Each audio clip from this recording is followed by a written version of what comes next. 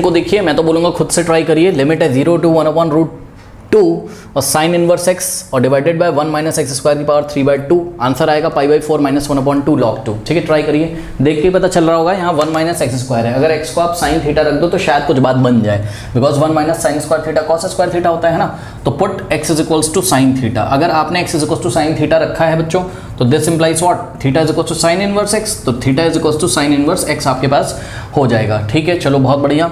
अब यहाँ पर हम एक काम कर सकते हैं, इसको डिफरेंशिएट कर देते हैं x के रिस्पेक्ट में। तो differentiating with respect to x both side, तो x का डेरिवेटिव क्या हो जाएगा, 1 हो जाएगा, और साइन थीटा का x के रिस्पेक्ट में क्या हो जाएगा, cos थीटा, और फिर थीटा का करेंगे तो d थीटा बाय dx, और dx आएगा लेफ्ट में, तो dx × 1 आपके पास क्या हो जाएगा, dx हो जाएगा। ठीक है ना, तो ये हो गया dx = cos theta d theta.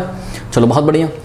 अब क्या करें, कर हम ये सकते हैं, लिमिट भी चेंज करेंगे। ठीक है, चलो बहुत बढ़िया। जब x की वैल्यू कितनी बच्चों, 0, जब x 0 है तो साइन थीटा कितना हो जाएगा, 0। ध्यान चेक करो ना, साइन थीटा x के इक्वल तो है, साइन थीटा किसके इक्वल हो जाएगा, 0।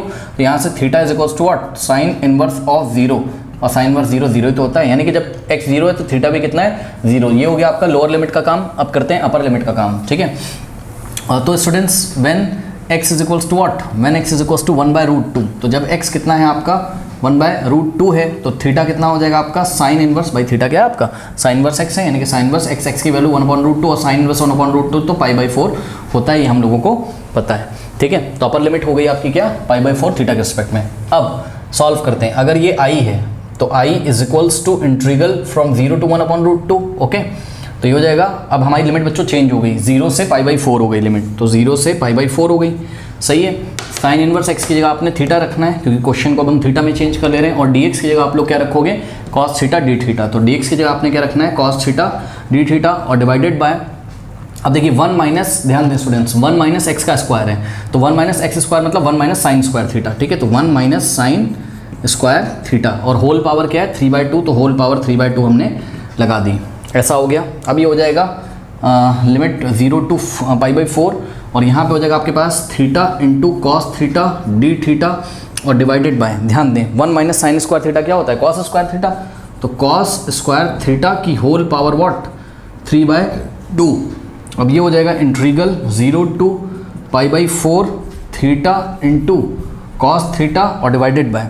अब देखिए ये हो जाएगा आपके पास क्या, cos थीटा की, देखो बच्चों cos² थीटा है ना, तो ये पावर और ये पावर मल्टीप्लाई हो जाएंगे, यानी cos थीटा की होल पावर 2 × 3/2। अब ये 2 से 2 कट गया, और यहाँ पे d थीटा तो है ही, = 0 to π/4। अब ध्यान दें, यहाँ पर हो गया आपके पास क्या, थीटा × cos थीटा। अब नीचे देखिए क्या बचा, cos थीटा की होल पावर 3, यानी cos³ थीटा। cos³ थीटा को आप क्या लिख सकते हो, cos थीटा × cos² थीटा, तो इसको हमने लिखा cos थीटा × cos² थीटा, और यहाँ है d थीटा। अब ये cos थीटा से cos थीटा आपके पास कैंसिल हो गया। ठीक है, और यहाँ से आप क्लियरली देख सकते हैं इंटीग्रल फ्रॉम 0 to π/4, और ये हो गया थीटा बच्चों, थीटा × अब आप पहचान रहे होगे 1/cos² थीटा को हम sec² थीटा लिख देंगे। ठीक है, तो ये हो गया sec² थीटा, और साथ में पीछे आ गया d थीटा। अब यहाँ इंटीग्रेटिंग बाय पार्ट्स, तो थीटा को फर्स्ट फंक्शन जो कि अलजेब्रिक है यहाँ पर, और sec² थीटा को सेकेंड फंक्शन अज्यूम कर लेंगे। ठीक है ना, इतना सभी बच्चे कॉपी करें तो मैं हटा दूंगा इसको। कॉपी कर लीजिए बच्चों, कॉपी कर ली, तो i = क्या हो गया बताइए, 0 to π/4। ओके, अब यहाँ पर बच्चों इंटीग्रेटिंग बाय पार्ट्स जब आप लगा ही रहे हो तो सीधे लगा दो, क्या होता है फर्स्ट फंक्शन, तो first function into integration of second function. ठीक है, first function into integration of second function minus whole integral of d theta of first function into integration of second function. ठीक है, और इस पूरे का इंटीग्रेशन। ठीक है, और ये जो भी आ जाएगा तो उस पर बाद में हम लिमिट लगा ही देंगे, है ना, तो ये ऐसा।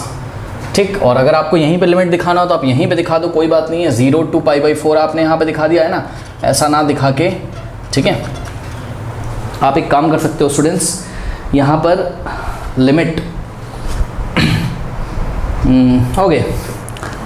एक काम करिए बच्चों, अभी आप या तो यहाँ पे चढ़ा दो लिमिट, ठीक है, या तो यहाँ पे ऐसे लिख दो लिमिट, बिकॉज लिमिट भी दिखाना ज़रूरी ना, 0 से π/4। या तो एक काम कर दो, अभी चलो ऐसे दिखा दो, फाइनल आंसर आएगा ना तो लिमिट तो लगाना ना पूरे फंक्शन पे, ऐसे दिखा दो क्या दिक्कत है। तो ये हो जाएगा क्या, theta into sec square theta का इंटीग्रल टैन थीटा होता है, क्योंकि टैन का डेरिवेटिव सेक स्क्वायर होता है, तो सेक स्क्वायर का इंटीग्रल टैन हो जाएगा, तो माइनस यहाँ हो जाएगा integral of D by D theta of theta 1 हो जाएगा, तो ये हो गया 1 इंटू सेक स्क्वायर थीटा का इंटीग्रेशन क्या हो जाएगा, टैन थीटा हो जाएगा और डी थीटा, ठीक है। तो ये हो गया 0 to π/4, करेक्ट। तो ये हो गया theta into tan theta minus, अब ध्यान दो बच्चों, यहाँ पर आपके पास क्या हो गया, यहाँ पर आपके पास टैन थीटा का, देखो tan theta into 1 tan theta, और टैन थीटा का इंटीग्रेशन क्या पढ़ाया था हमने आपको, minus of log of cos theta, यही पढ़ाया था, minus of log of cos theta. तो टैन थीटा का integral minus of log of cos theta होता है, तो माइनस आ जाएगा आगे, माइनस माइनस प्लस, और लॉग ऑफ भाई integral of tan theta minus of log of cos theta, तो log of cos theta, mod भी लगा सकते हो आप, log of mod of minus log of mod of cos theta minus minus plus, ये ऐसा आ गया, और इस पूरे पे लिमिट है 0 to π/4, ठीक है। नाउ इसमें एक बार अपर लिमिट रखेंगे, यानी कि एक्स थीटा की जगह π/4, तो ये जगह π/4 इंटू टैन π/4 और plus log of mod of cos π/4, ये हो गया अपर लिमिट, और माइनस लोअर लिमिट। अब लोअर लिमिट जब करिए तो ब्रैकेट में रख लीजिए, जहाँ जहाँ पर थीटा है 0 रखो, तो 0 इंटू टैन 0 और plus log of mod of cos theta की जगह में अब 0 रखना है, ये हमने कर लिया।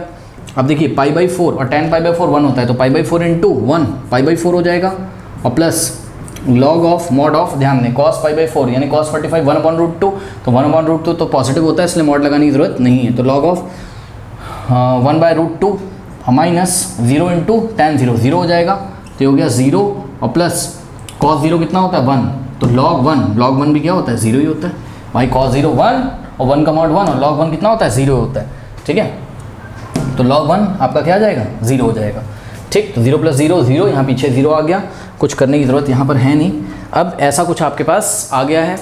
अब जब ऐसा आया था स्टूडेंट्स, तो आपको याद होगा हमने एनसीईआरटी में एक क्वेश्चन किया था कि जब log ऑफ 1/√2 आता था, तो हमने उसको क्या किया था, log ऑफ, अब देखो √2 का मतलब 2 की पावर 1/2, 2 की पावर 1/2 ऊपर जाएगा तो 2 की पावर माइनस 1/2 हो जाएगा, तो log m की पावर n आगे आ जाएगा, यानी कि हो जाएगा π/4 और माइनस 1/2 आ गएगा, तो प्लस माइनस माइनस माइनस 1/2, और log ऑफ व्हाट 2 एक पॉजिटिव क्वांटिटी, इसलिए मॉडल नहीं लगाया, तो π/4 minus 1/2 log 2 is your final answer, okay.